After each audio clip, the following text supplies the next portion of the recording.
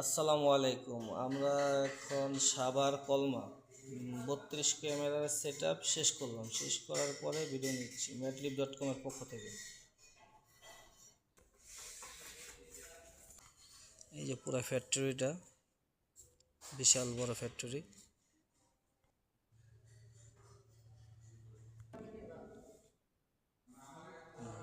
এই জায়গায় একটা সুইজার ক্যামেরা।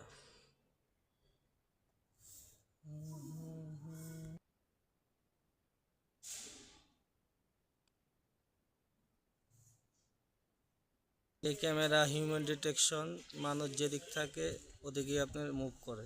এই যে মুভ করতেছে, আমাদের সাথে সাথে মুভ করতেছে, নড়তেছে এবং অ্যালার্মও দেবে।